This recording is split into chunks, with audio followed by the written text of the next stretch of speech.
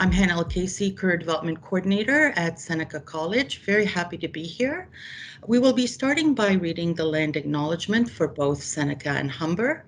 So let me introduce you to my colleague, Karen White, Indigenous Counselor for First People at Seneca College, and Karen's pronouns are she and her. Karen, I'll pass it on to you. Thank you, Hannah. Seneca would like to acknowledge the land on which its buildings are housed and where students, faculty, support staff, and members of the public gather. This land is the traditional territory of the Mississaugas of the Credit First Nation, which was part of the Toronto Purchase Treaty 13. And I'd also like to acknowledge that our Markham campus, King campus, and Peterborough campuses were part of the Williams Treaty. We are guests on this space, and it is our shared obligation to respect, honor, and sustain the land. Miigwech. Thank you, Karen. Let me next introduce Christina Alsina.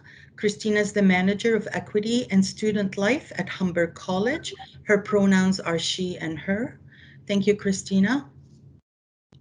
Hi, everyone. I'm here today to acknowledge the land that Humber College is located on. Humber College is located within... Oh, if someone could just mute themselves. Open in the app, or... Would you kindly mute yourself, please? Thank you. Okay, sorry about that. Humber College is located within traditional and treaty lands of the Mississaugas of the Credit, known as the Dobocote, the place of the Black Alders in Mississauga language. The region is uniquely situated along the Humber Water Rivershed, which historically provided an integral connection for Anishinaabe, Haudenosaunee, and Wyandot peoples between the Ontario Lakeshore and Lake Simcoe Georgian Bay regions. Now home to people of numerous nations, Etobicoke continues to provide a vital source of interconnection for all, and we are so grateful to be able to host today's session, recognizing the various traditional and treaty lands we are on as we attend this event virtually. I'd now like to move to the next slide to provide a few housekeeping notes, including the notion of muting and turning your camera off just for the duration of the panel. So furthermore, we are on Teams platform, which can be really exciting because there's lots of different nuances and techniques to make it more accessible for you. So if you are wishing to use closed captioning, you can do so by clicking the three dots, which is typically located next to the hand sign if you haven't updated Teams. If you don't, feel free to let us know in the chat and we'd be happy to provide you with solutions. Also, please type any questions in the chat if you have any questions that you would like to be addressed either by the panel committee or the organizing committee if it's more of a wayfinding or tech related issue, and we'd be happy to address it. Finally, if you have a question during the Q&A and you'd like to participate either via audio and or video, please feel free to use the raise hand feature. Again, if you're located on an updated Teams, it should be the hand icon located at the top of the screen. And if for some reason that's not working, feel free to just type in the chat. We'd be happy to direct any questions and concerns your way into the panelists as well. All right, those are all my best practices for today. At this stage, I'd love to introduce our moderator for today. I'm just going to get my bio ready. So as we may or may not know, Monique Chambers is our moderator today. She uses she, her pronouns. She's the coordinator of Student Diversity and Inclusion Initiatives BASE program at Humber College. So within her role, Monique oversees the BASE, or Black Academic Success and Engagement, as I mentioned, at Humber College. She has over 16 years of experience working with marginalized communities within the education and community development sector. As a seasoned facilitator, Monique is often found teaching workshops around equity, diversity, and inclusion. Finally, she is quite known for her ability to make other fields welcome and included. So without further ado, I'd love to pass over to Monique, who will lead and moderate today's session. Thank you. Thank you, Christina. Hello, everyone. Again, my name is Monique Chambers, and I'm excited to be here just to learn with you all. I have the privilege of having a dialogue around issues that I am very much so excited to really get into the nitty-gritty with a great panel. So I want to just take an opportunity to introduce our panelists for today. Our first guest is Krystal Abotossaway. She is the president of Indigenous Professionals Association of Canada, the lead strategic diversity advisor at TD Bank. Krystal, welcome. We're so happy to have you. Ani Bojo, Krystal Abotossaway, Nidishnakaz, Andek Amnikaning Dunjaba, Mika Sindudem, Anishna Bekwe and Dao. Happy to be here today. And I just introduced myself in my traditional Ojibwe language. I am from the Eagles Clan. I'm from Andek Amnikaning First Nations, and I'm a proud Ojibwe woman. Thank you. Wonderful. Thank you so much. Our next panelist, her name is Ren Navarro, and Ren is the founder of Beer.Diversity. I'm so excited to hear from you, Ren. Thank you for joining us today. Thanks so much for having me. I'm super excited for this. Wonderful. And we have Janet Spreitzer. Janet is the co-chair of LGBTQ plus employee resource group at Manulife and the chair board of directors at StartProud. Janet, we're excited to have you today. Thank you for joining us. Thank you so much, Monique. Wonderful to be here. So let's get into our questions so that we can learn a little bit more about each and every one of you. Could you take a moment just to tell us about yourself and your current role? What are some highlights that you've experienced in your career journey up to this point? And I think I want to start with you, Janet. Could you just share a little bit about yourself? Sure. So thanks so much for the opportunity. As you mentioned, I currently work at Manulife. So I have a very boring day job. I'm a director at Manulife. I'm a director at Manulife, and my current role, I focus on implementation of strategic initiatives. Now, that's not the part that you wanted to come and hear me talk about today. You wanted to hear me talk about my gay jobs. And my gay jobs are fascinating. So I'm one of the leads of the LGBTQ employee resource group at Manulife, which is fun and exciting, which means that I help to drive diversity, equity, inclusion, at a major multinational insurance provider. And that was a group that I helped start as well over 5 years ago. The other thing that I'm really quite proud of is that I'm board chair at StartProud, which is an organization that fosters the professional development of LGBTQ students and young professionals. And it's been going on now for about 14-ish years. And so tremendous work that we do there to make sure that LGBTQ young people, are building the same network and have the same opportunities that non-LGBTQ people do. So we'll probably get more into that. And I don't want to take away from Ren and Krystal's time. Thank you so much, Janet. I'm excited to hear a little bit more about all that wonderful work that you are actually doing. Ren, I'm just curious, what are some highlights that you've experienced? You are an entrepreneur. I'm really, really eager to hear about this. So just share a little bit about yourself and some of the highlights that you've experienced. Yeah, so the high level, like Reader's Digest version, is that I've worked in beer for 8 years, was the only Black female sales rep for craft beer in Ontario during the period of time that I was working selling beer, which is why it became very easy to create a company that was concerned with diversity, equity, and inclusion in the alcohol industry. So that has been my main thing to work on, and that's kind of been my guiding light for the last 3 years. And I'm very lucky enough that this company has gone international. So I don't work just with Canada. I'm working with Canada, the States, and I've done work with Australia and New Zealand. So that's where I'm at right now. That's amazing. Oh my goodness. I'm so tempted to ask you why beer, to be quite honest. But I'll just leave that. Maybe it'll come up as we are like unrolling, or rolling out a little bit. But it's really fascinating to me. This is completely opposite of what I've done. So that's why it's really intriguing. Krystal, can you share a little bit about yourself and any highlights that you've experienced in your career journey?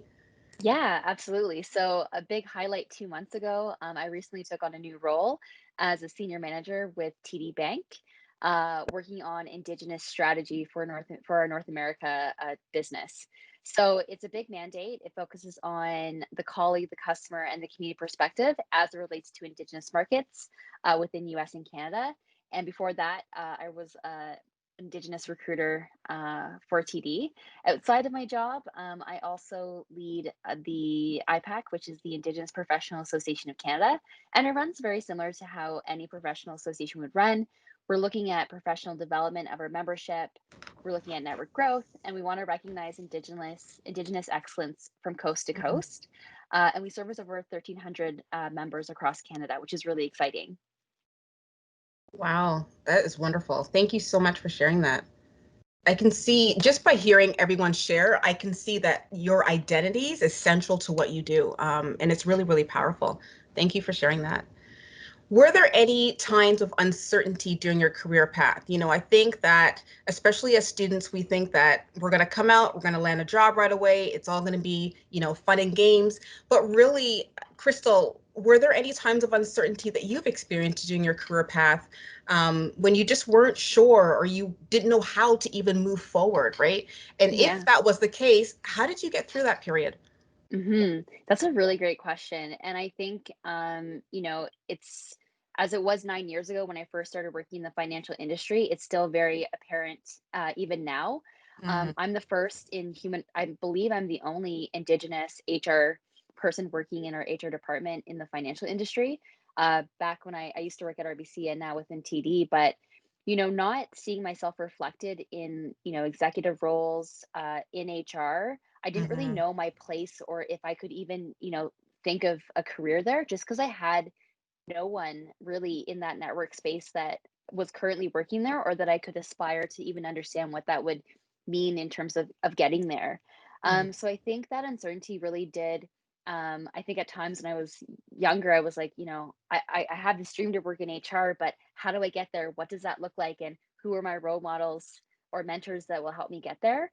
Mhm. Um, so I think that road, at times was pretty lonely.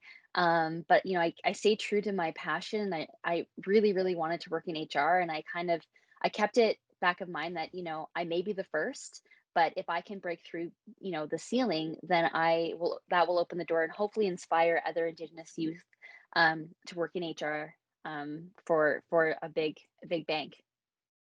Absolutely. Oh my goodness. Um, Lots of questions you just posed, and I think that these are very familiar questions. I'm just curious, Janet, have you ever wrestled with some of these questions? Like, how do I move forward? How do I break that ceiling? Have you wrestled with any of these? And if so, how were you able to move beyond those questions? Yeah, I mean, short answer, yes, absolutely. I think any young person coming out of school, should recognize that you're probably going to change careers at least minimum 7 to 10 times within your lifetime. Mm-hmm. I think I might go for a record at some point and try to land by 15.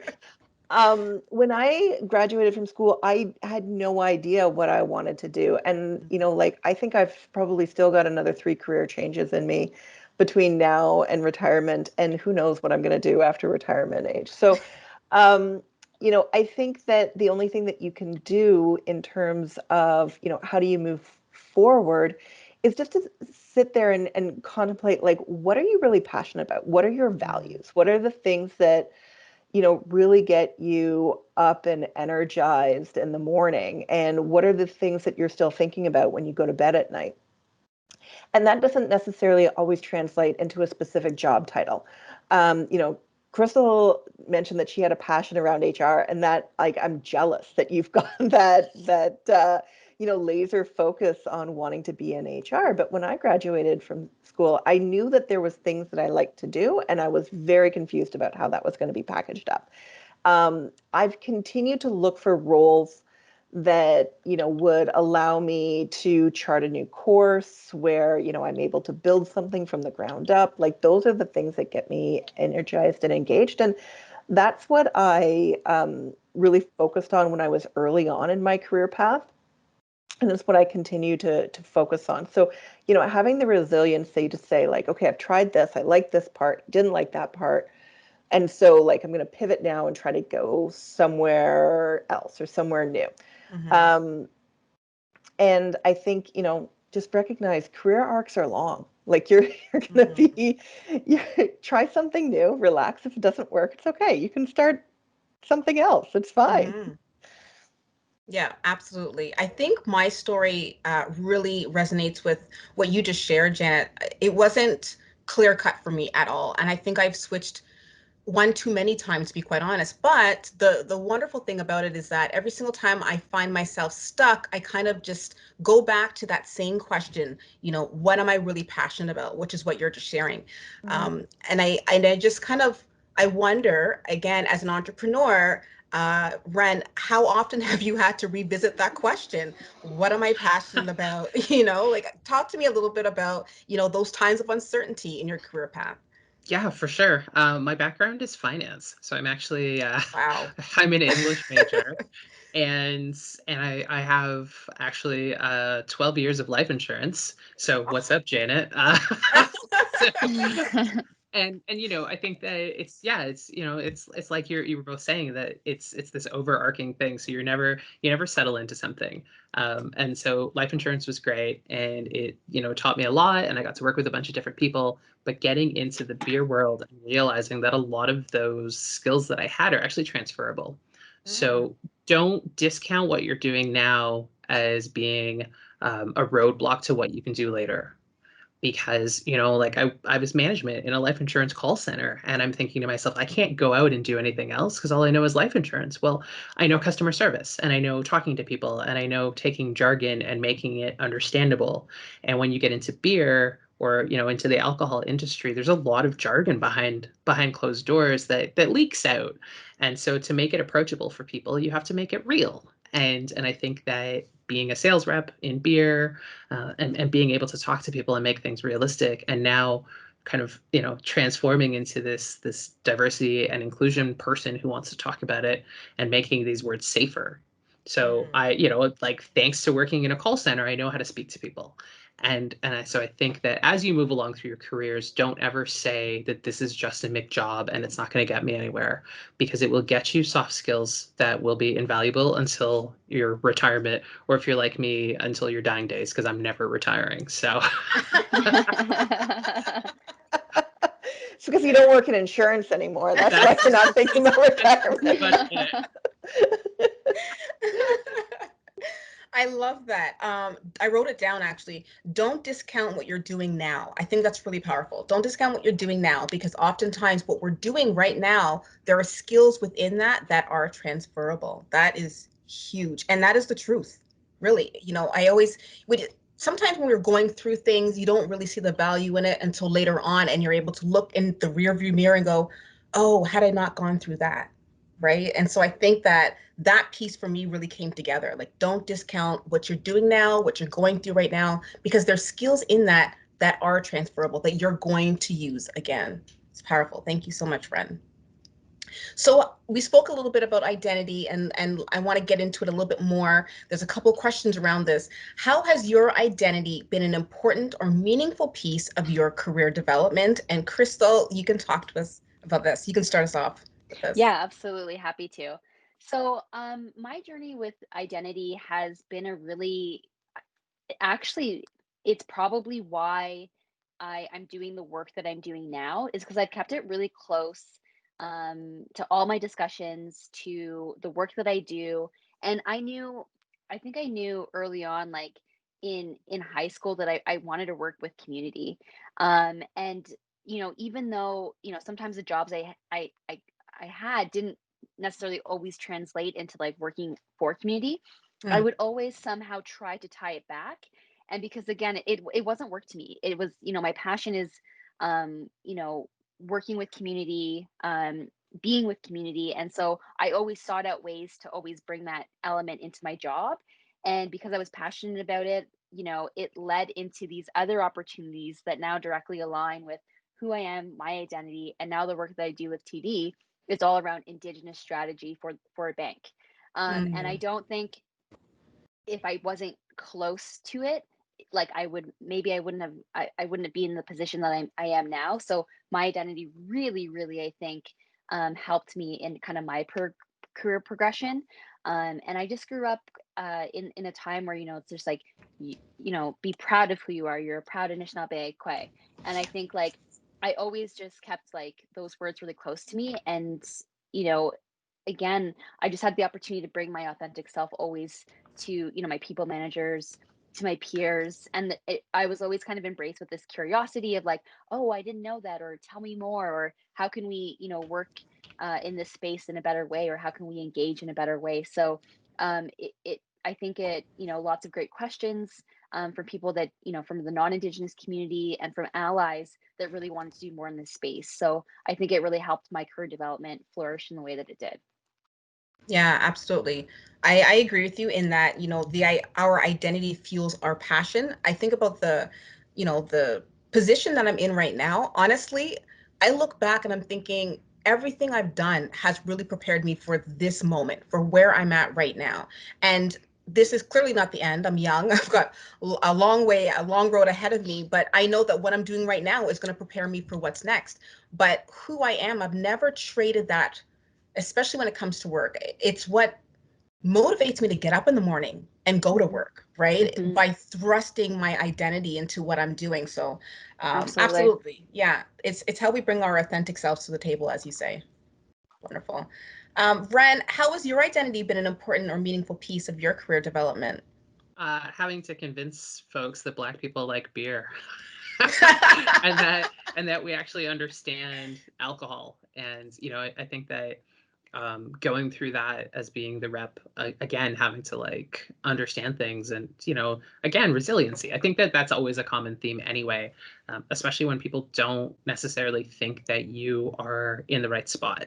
So stereotypes are always knocking people out. So back in corporate days, like I wasn't supposed to be in management, according to a lot of people, because back then I used to play with my hair color and I'm covered in tattoos, and like how could I be professional? Very easily.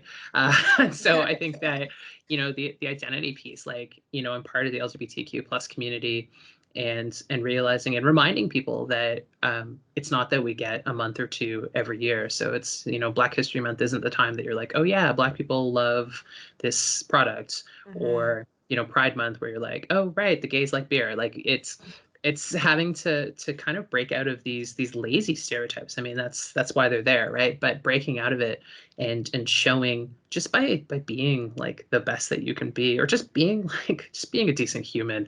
And I think that it makes you really tough, because there's so many things that you have to break down and have to be able to go through it. So I take a lot of that and apply it to what I'm doing, because again, I'm not trying to reinvent the wheel. I'm just reminding people that, like, listen, Janet, Krystal, and I are very beneficial, and we know what we're talking about.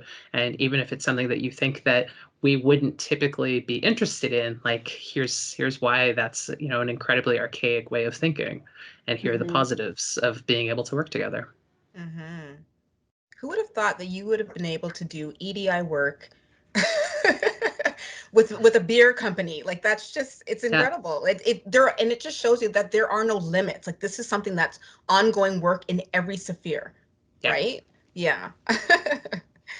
And Janet, can you speak to this a little bit? How's your identity been an important or meaningful piece of your career development? Yeah, it's been interesting. Like, so I have to say that when I was in my younger work days, like when you're starting out in your career, oftentimes you don't feel like you have a lot of agency. And that was something that I felt very, very acutely when, I started working at large financial institutions. And so I remained closeted for a long time. And, one of the constant pieces of feedback that I got from my leaders is that, that they didn't feel that I was being authentic, like I was hiding something. And the reality is that I was hiding, a really big part of my life. And so when I came out and started to be more open and honest about my personal life and who I was, I started to make better work relationships. And quite honestly, that's how my career started to really catapult, is because I was building more authentic relationships with my colleagues, and they started to trust me more, and I was able to build like just some really good long-term incredible business relationships. And so when I decided, like we need to start employee resource group, I was reaching out to these same people to be able to help me launch this thing. So it it's really been a huge part of my career development, because as we were building out an employee resource group, then I got a tremendous amount of senior management attention. So it's been able to help put me forward in a completely different way than a lot of my peers have been able to, right? It's been able to spotlight all of my leadership skills and capabilities because I'm building things from the ground up. Whereas, some of my other peers are like, oh, well, you started an ERG, of course you're getting all of the spotlight and, like senior management attention. So it's been incredibly beneficial once I made the decision to be more authentic in who I am, and to share that within my organization. And if I could just add one point, Monica, because I think like Janet and Ren really brought up something that I think about, but I don't necessarily always say. But it's just this piece around like the bar is set so high, I think, for some of these, like for anyways, like for me, for like Indigenous, but just stereotypes sometimes I think can be so negative.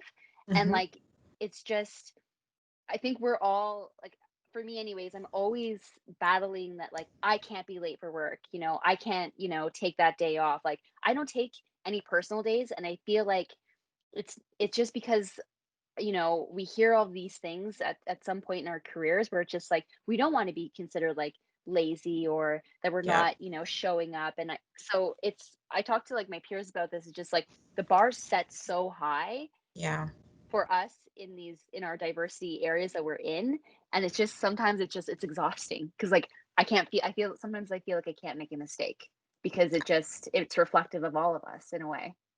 Absolutely. Oh my goodness. I'm so glad you went there because, Janet was talking about building from the ground up. And I thought to myself, do you ever get tired? Tired of building from the ground up. Yeah. Exhausted. Yes. Yeah.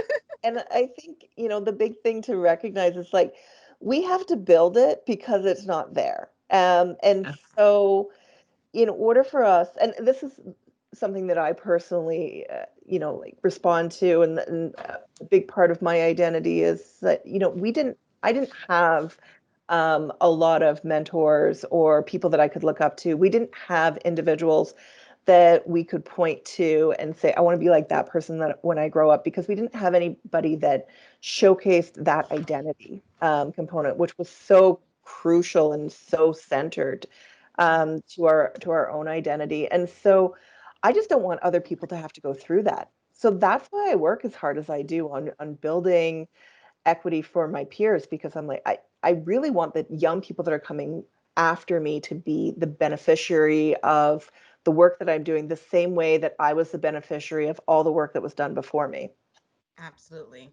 Absolutely. But then I think the flip side to that is that pressure that I think Krystal was bringing up, right? Because I think about myself, right? I think that there's responsibility that's there, which is what causes us to build from the ground up. But then that responsibility piece is there, like always needing to show up, always being our best, because we want to be able to pass things down to, say, the next generation or the next person of color or the next, whomever that comes along. But then that just kind of adds pressure, I think, right? For That's sure. that added pressure. But we talk a lot about resiliency, and we've got it. Yeah.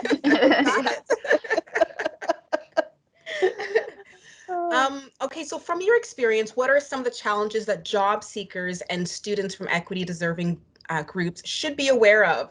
We touched a little bit about this, race, gender, age. And when I think about age, I think to myself, is there such thing as being too old for an industry or too young for an industry? Are there, specific challenges, going back to even our identity, right? That students should really be aware of. And Ren, I'm going to throw this out to you if you don't mind.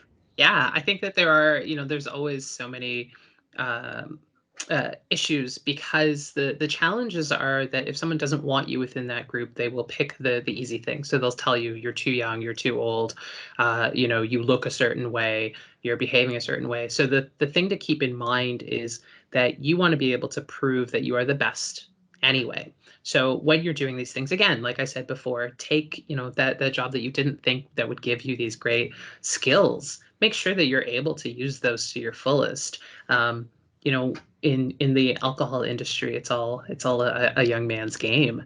And so it's, I'm one of the old ladies. I'm like in my mid 40s, and I'm kind of the grandma. So it's always having to prove that I can lift something or that I've got some knowledge of the new things. But, we've got the internet. And if you are in a position where you have regular access to the internet, like, educate yourself and reach out to those that you see. There are a lot of mentors out there, and don't always think that you need a mentor in the industry that you're interested in, because as we're showing today, I mean, we're all from very different backgrounds, but we have these same fights, and we have these amazing wins. So find people that you have seen break through that glass ceiling, or get through those challenges, and talk to them.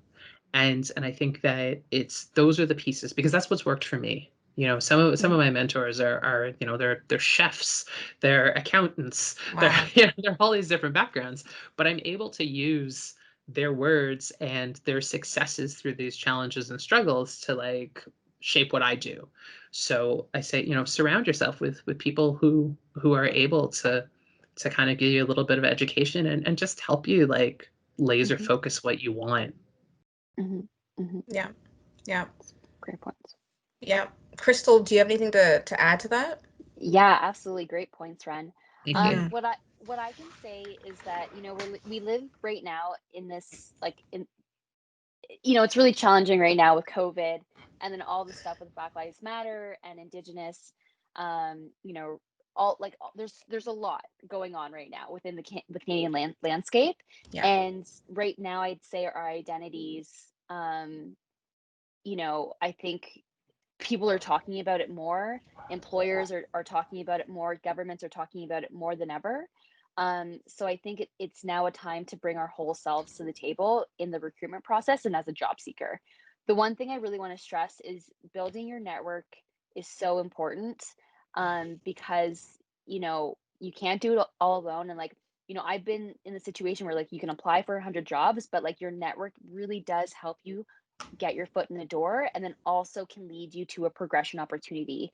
The other thing I want to stress too is that a lot of the jobs that I had in previous years, I kind of created on my own. And what I mean when I say that is, like, you have to, understand, like, what you're passionate about, what your gifts are, and then ask for it, because no one knows what you want more than you, right? So there are times where I'm always my biggest cheerleader, but you need to understand and kind of know what you want, because then that's how you go about, I hate using the word manifesting, but that's how you, create your own environment, or that dream job that you want, because you start to go, I want it. Like, for me, I'm like, I want to work in HR. I want to work in HR. And so that every conversation, every network, every opportunity I shook a hand, obviously we're not doing that anymore in this COVID, but every time I'm online, or I'm talking to networks, or I'm talking to peers, I'm like, I want to work in HR. I want to work in HR. Like, because that ask eventually will come to fruition, because you not just asking the universe, but you've let your network know, you've let your manager know, or you've let employers know what it is that you bring to the table. And I think that's really important, because if you just go, oh, I'll take anything, I'll apply to any job, and then you just send your resume to 100 places, like, this is why I think maybe you're not seeing, or for me anyways, that's why I wasn't seeing any success, because I had to have a plan. I had to set up SMART goals. I had to build a network, and all that proactiveness led to that opportunity. That's huge. Bring your whole self to the table. Like, that's it right there for me. I'm hearing, okay, so I've kind of written down, don't always feel you need a mentor within the same field. That's a huge misconception. Thank you for bringing that up, Ren. And then I'm also hearing, build your network and how important that is. Is there anything else, Janet, that like, any other opportunities that you feel exist within these challenges that, job seekers and students might run into? Are there any other opportunities? Well, I think just one thing to add is, often job seekers or students might be thinking, like, oh, like, how am I going to get a job if I'm older? Or, like, is there things that issues that I might find because I'm LGBTQ or, like a person of color, because, these organizations don't want me for this role. Recognize that organizations often want to see you. They want to hear from you as, like large organizations often have talent acquisition metrics around inclusion. So bring your whole self, because you want to work for an organization that's inclusive. Organizations specifically want to make sure that they have a balanced slate of applicants. And so by putting yourself out there and being who you are and being your authentic self, that is often going to assist you in times where, we're trying to do more around inclusive talent acquisition. I'm just going to echo what Krystal and Ren said about building your network. Like, go to industry nights, talk to people.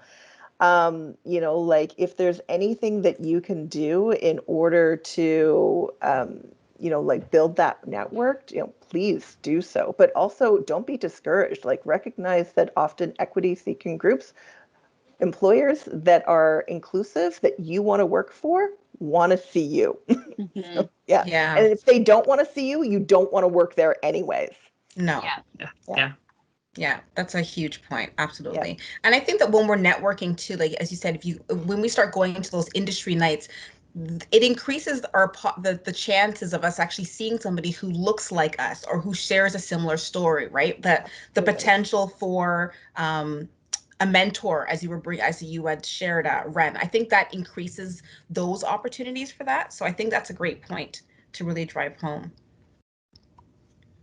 How have you navigated disclosure? We're still around identity here. How have you navigated disclosure and ownership of your identity in the workplace? And I'm going to throw that out to anybody who wants to start us off. Have you ever, and how? Yeah, so I guess I'll start because I just work in HR and before that worked in recruitment. I put it in my resume, and I think to Janet's point, we're in a position where, employers are going, oh, okay, like we need to, I mean, this should always have been the case. Unfortunately, it wasn't. Fast forward now, like a lot of employers are looking for diverse talent. So this is the time to, again, be proud and bring your authentic self to the table. So I put it in my resume that I'm a proud Ojibwe woman. And then if you look through my resume, obviously, I do volunteer for certain Indigenous groups, so it does show, like, immediately, like you would identify that I am a First Nations person through my resume. So I'd say like that's where you could bring it into the workplace. And in terms of being worried or unsure about the approach, it's hard to really answer that question just because I'm not sure like where the worry may be. I guess maybe it's like, well, did I get the job out of merit, or did I get the job because I was Indigenous? Maybe that's kind of where that question's coming from. But I mean, I don't think like organizations are not just hiring you because of your race. You obviously, like when you go through the recruitment journey, you need to be able to fulfill the job requirements, but it's just that extra step of like, you're both capable to do the job, but then this person is a diverse candidate. So, maybe in the current landscape, all my team are non-diverse. So this is an opportunity for me now to look at diversity in a way I never had before. So I think it works for us, not against us. And even identifying verbally throughout the interview process too, because I always talk about my extracurriculars in an interview, right? And those are my transferable skills to the next job I'm applying to. Yeah. No, that's good. That's good. Yeah. Anybody else?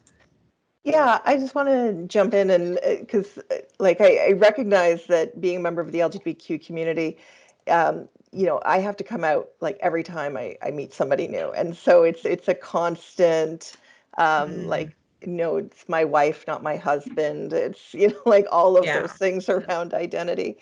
And it's such a common issue for the LGBTQ community to have to face. And, one of the very interesting statistics that I've seen, and this was done on a Catalyst study a few years ago, but I don't think there's been a tremendous amount of movement on this. Only about 7% of LGBTQ young professionals between the ages of 18 and 24 are out at work, which is staggering. And by the time you get to my age, it's only about 50%. And I know, yeah. So, there's a number of reasons why people feel that it's not safe to self-identify. It could be a personal decision. It might be the environment that they're working in. There's a consideration around how they're going to be perceived at the office. So identifying at the workplace is really something that is contentious for a lot of people in the LGBTQ community. I will say that, when a culture or when an organization has built a culture in which employees don't feel comfortable being their authentic self, what we see time after time is that employees vote with their feet. And they end up leaving the organization. That's probably something Krystal can talk about ad nauseum. So, from a personal standpoint, it really helped me when I had the courage to be able to come out at work and be able to start showcasing my leadership around this issue. But it's scary to do so. Like, it's scary to take that step. What I found a lot less scary is that by starting an organization, you have this group of people that now stand behind you. So it helps to bridge that feeling like you're the only one. Yeah. I think identity is so tricky because, we go back to the conversation of you want to be able to bring your whole self to the table, but then sometimes you kind of dance around that question of at what cost? Is it safe for me to really bring my whole self to the table, right? Absolutely. Will I be accepted? Everybody's looking to be validated, right? And accepted. Am I going to be validated or accepted, right? In this climate, right? And I think that's a personal decision for sure. And it's a dance that I think that we all have to kind of navigate. It really is. And I just want to call it specifically for LGBTQ inclusion, I work in a global organization and, we work with some countries in which, individuals can still face serious criminal consequences for being a member of the LGBTQ community. So, I don't put judgment on anybody. It's coming out at the workplace is something that has been good for me, but it's safety first of person. And, you can make your own decisions about what works for you. Absolutely. What was the most inclusive work environment? We're talking, which is a great segue, right? We're talking about being safe, right, and accepted. So what was the most inclusive work environment that you experienced, and how did yourself and your colleagues cultivate that type of workspace? And Janet, you can start us off. Sure. Yeah. I mean, one of the best teams that I've always worked with. I mean, I've always worked at large multinational organizations. So, I kind of focus on the team culture as opposed to the organization's culture. But, one of the best teams that I worked with, it was for a leader that specifically hired us all for the diversity of thought and skill set that we brought to the team. And so the leader was very specific in what are the skills that they're bringing, what are their personality traits, what's their background, their experience levels. And my leader at that point, when she brought us all into the team, talked to us about why that we were there. And so it was very, very clear from everybody's perspective that we were there because they valued our experience and our opinions and wanted us to be able to speak up and share that. And on the flip side, the way we kept the inclusion going is that we really wanted to hear from everyone else because we recognized that they had a different experience and a different background. And we really wanted to hear from everyone else at the table as we were doing our work or making decisions. That was the part that really drove the inclusion. Yeah. My husband and I talk about this all the time. I've been fortunate in most of my work experience to work in environments where it's very inclusive, it's accepting, etc. But I have seen environments where it's not. And my husband and I talk about this all the time. I always say, listen, you don't have to have it all together. You don't have to get everything. You don't have to be the expert in every single issue. But if you hire, if you're very strategic in your hiring, you will have what you say, you're hiring people with a diversity of thought and skill set. And that is where the learning actually happens, right? And so for me, I always think to myself, does everybody on my team look like me? Because if they do, I don't necessarily want that, right? Does everybody on my team share the same experiences as me? If that's the case, I don't really want that. And so I think it goes back to that original point of when we bring our whole selves to the table, right? People, those who are doing the hiring get to choose you and the expertise and the skills and the experiences that you carry so that you can then contribute to an inclusive environment. Absolutely. Yeah. Mhm. Yeah. Yeah. I mean, otherwise you're creating groupthink, Yes. which is what you Yeah. don't want in a No. work environment. Yeah. Yeah. Is there anything that you want to add to this, either Ren or Krystal? Yeah, so I mean, I was just gonna say, like, without sounding negative, but you're gonna find racist people everywhere. It Yeah. doesn't like it's not like there's this one glorious organization where everyone is super inclusive. Like, and I think the larger the organization is, like, it's just the more people, and the more people, obviously not everyone has the same sort of background and experience or lived experiences as you do. So, but the part that I think differentiates some organizations from others is, a zero tolerance policy within the organization.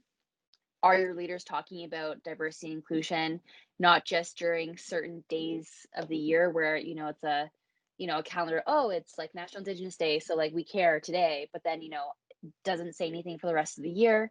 And then, looking at, like, Janet, you made a good point, like the subcultures of these departments that you may work in or the teams that you work in. And again, you're not always going to like your manager as well, but I think the two most important things is what's the inclusion policy around racism within your workplace? How much education and training awareness does your organization give? And kudos to Seneca and Humber. I know both of these organizations very well, and I know that you guys are doing a lot to combat this at not just the student level, but at from an institution standpoint. But yeah, so I think these things are, when you're thinking about where you want to work, you have to understand, like, what are the leaders saying? How much, um, how much attention does these diversity groups get? And is it talked about? And is it always on the agenda of executive leadership? And that's kind of where I differentiate. Like, these are the really great innovative places to be. And then, maybe not so much the ones where, it's not very clear, the policy's not there. You ask like diversity groups that work there already how they feel, and if they don't feel, if they're not proud to work for where they are, then you kind of get an idea or sense that there's probably some challenges. Yeah, absolutely. And Ren, I'm wondering, as an entrepreneur, how do you, or even your colleagues, how do you cultivate that type of a workspace where it's an inclusive environment? Yeah, I mean, for me, I'm lucky. I work for myself, so it's like, hopefully my boss isn't being a jerk today. But I also, I watch. So I watch to see what happens. So if a brewery makes a misstep and it's a large one, the story always spreads like wildfire. But the question is, how do they deal with that mistake? How do they deal with what they've done? So there are a bunch of breweries that have been charged with racism and sexism and some homophobia. And then the question is, how is that brewery then turned around, taken that and said, this is what we're doing now? And it's not just like, actually, we love the gays, or like, just, like it's what's been said before. What are they putting out there? If they're just doing it to say that they did it, then obviously that's not the place that you want to trust or that you want to apply to.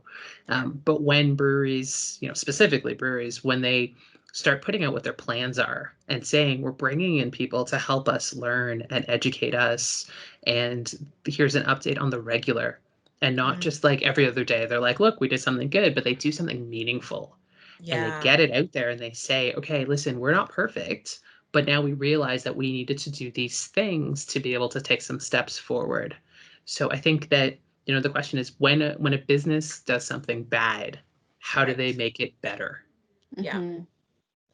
That's a big question, because as you said, we're not talking about perfection here, because nobody's Yeah. perfect, right? We're human beings, we're going to make mistakes. But what are those action steps? What are those action steps that follow those imperfections, right? And those action steps, are they meaningful? Yeah. Because there's a lot of lip service paid, right? So Yeah. Yeah. Good point. And just to follow up on this, what Ren and Krystal were saying, it is so important when you're looking for your first job or your second job to make sure that the culture of the organization really matches with your core values. So ask about their diversity inclusion policy in the interview. Like talk to the recruiter about, whether they have employee resource groups within the organization. If there's been any sort of concerns that have been voiced in the press, talk to the recruiter about, well, what steps have been made since then. Talk to me about how the organization is handling that. Yeah. That'll give you a really, sorry, go ahead.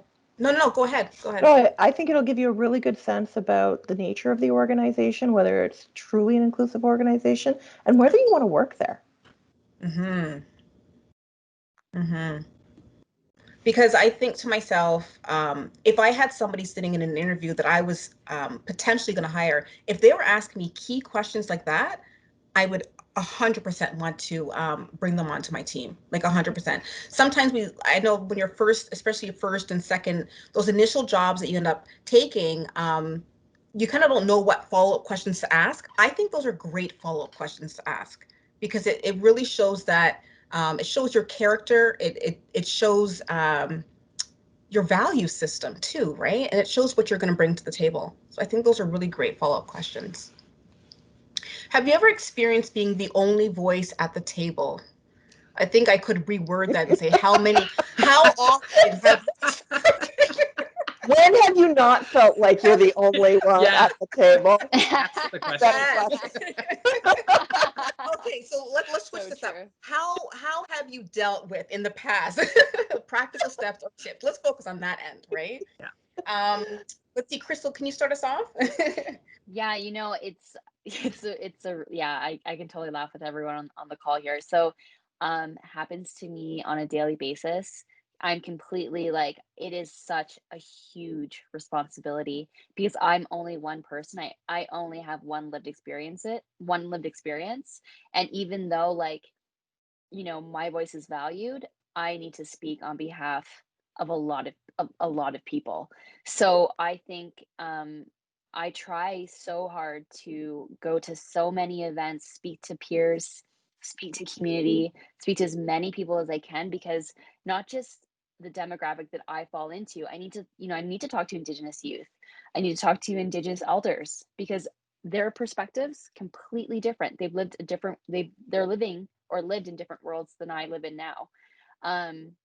So being that advocate for an entire community has a huge responsibility, and something that, like, if there's something that keeps me up at night, it's probably that. Because if I'm about to make a decision, from a strategy standpoint, or in the work that I do from extracurricular, like it has to support, and that it's that collective voice. That's the piece that I always bring to the table. Like, it's not just about Krystal's ideas and opinions, it's about the whole. So I always keep that back of mind, and that's how I deal with it from a practical standpoint. And again, like, I don't, my ego, like, I don't have that ego of just like, I can make mistakes all the time, but how do I learn from those mistakes, and how do I, be better in this role that I'm in? And it took a long time to build confidence. I used to not speak up a lot of times when I heard things, or, people would make assumptions about or say things about the Indigenous community. And, in the beginning when I was younger, I didn't say anything. And that was because, lack of confidence. People were a lot older than me, and the professionalism of like, am I allowed to say something, or, correct an executive? I mean, now I do freely, and I have that confidence to do so, but back then I didn't. So it's just, it's just building that confidence, and that knowing that, you have a team, or you have your community behind you that back you on the decisions that you make, because you've really collaborated with them. Yeah. Yeah. Ren, what would you say to this? How do you deal with being the only voice at the table?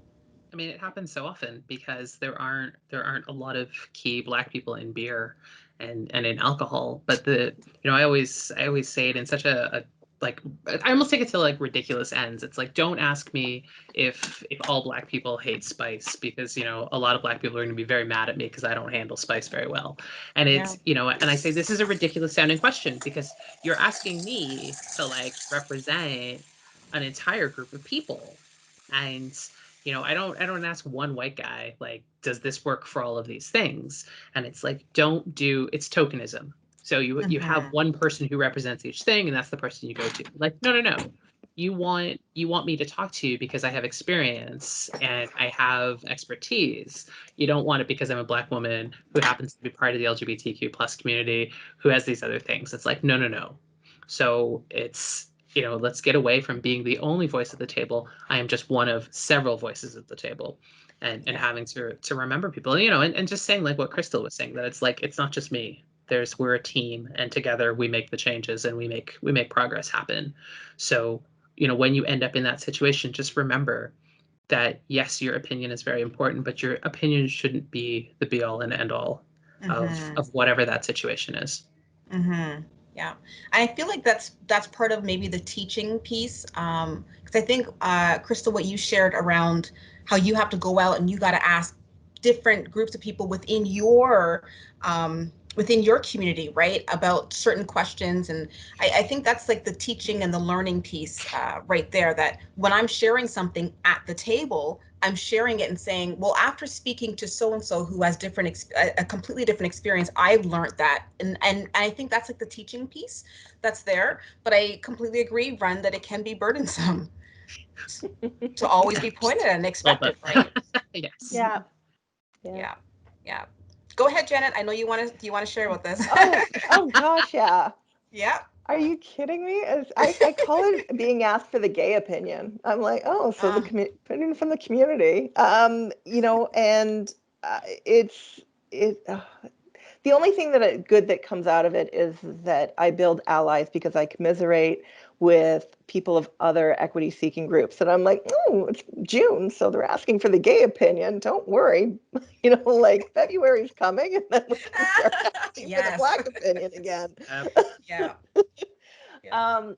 So, I do think that the one good thing that comes out of, laughing about being the only one at the table is that you can build allies with other equity seeking members of your groups, because we all face the same challenges.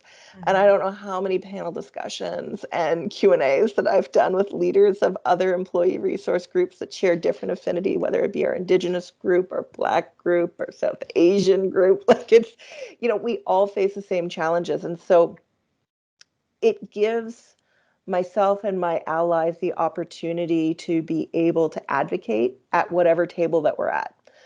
So if there is somebody from our Black ERG group that's in a discussion forum that, things are being raised, they will often, like message me and be like, they're talking about doing this in our marketing. Like, what's I love that. So we build a collective community to be able to say, like, we need more voices at the table. And, the hard part is that you're not always there when decisions are being made around the table. So the more people that we have thinking about how do I get more opinions and voices at this table to make better decisions, the better it is for the good of all communities. Yeah. And I couldn't have said it any better, because in my mind I was pointing to the idea that it's actually necessary for us to have allies. That's how change comes about. But how you've just stated it is beautiful, and it's perfect. Yeah. So what and who has helped each and every one of you to get to where you are today? What advice or what guidance can you share with others that want to set off in a similar direction? What has helped you get you to where you are today? Janet? You can start us off. Oh, sure. I think it's something that's been echoed by both Ren as well as Krystal. Mentors. I have had Yes. tremendous amount of mentors and champions in my corner throughout my career, and continue to look and seek for them. So I can only encourage you to look for people in your network that can help you, and it doesn't necessarily need to be a formal mentor, just somebody that you can ask questions of. Mm. Um, so like Ren mentioned, that it doesn't necessarily need to be somebody within the industry that you want to get into.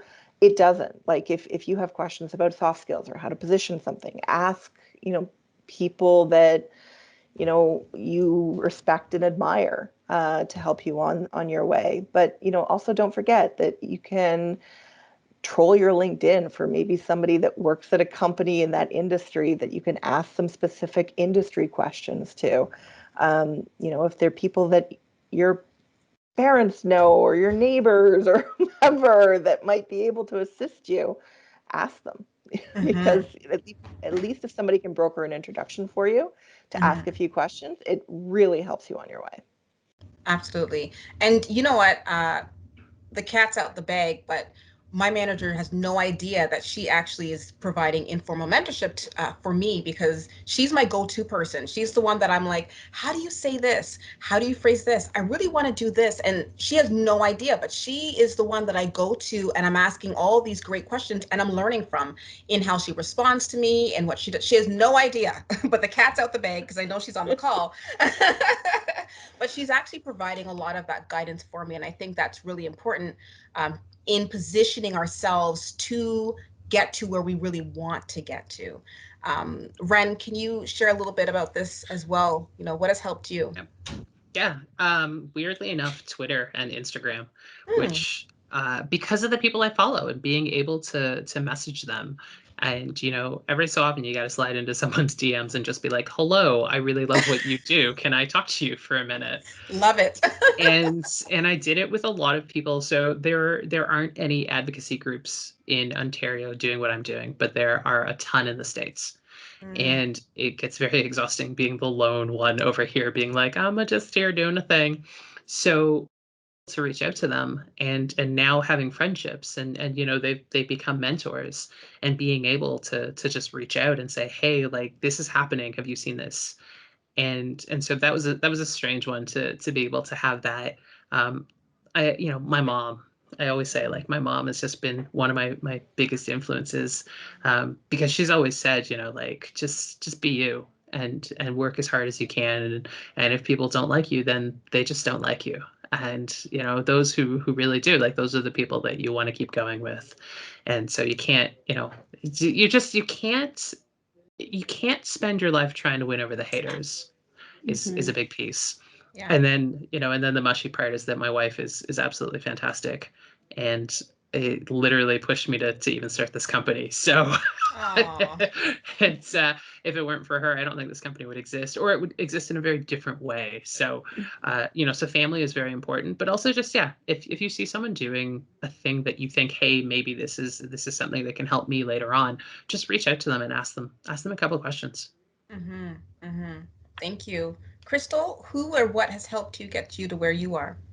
Yeah, I would say I had a lot of allies, so non-Indigenous mentors that, whispered in my ear, helped me kind of navigate the corporate system. And I think the other thing too is just building like your own brand, your own personal brands, is really important. And as students, I think about like back to my undergrad days, is I was really involved. I joined the student groups. I'd volunteer a lot of my time to build skills, but also build leadership capability, and that can be done in your undergrad, and that's where it really starts, I think, for it's actually where it started for me as an individual. um and it's very rewarding to do that work as well, because it makes a difference. So I think building a leadership capability is something that you have to take ownership of on your own, and truly want to do that. Because again, if you ask for it, I think eventually you'll get it. Maybe not right away, but if you're passionate about it and you have that true grit, it'll come to fruition if you work hard at it. So I think the mentorship was a big one. Believing in myself and my mission, what I wanted to do, being passionate about it, and building a brand that could elevate what my own personal strategy was when I was thinking about my career and where I wanted to go. Yeah. Are there any last pieces of advice before we move into our Q&A that any of you would like to share with our students, especially for those who are maybe just exiting college or post-secondary, they're just starting out? Is there any last pieces of advice before we move into our Q&A that you'd like to share?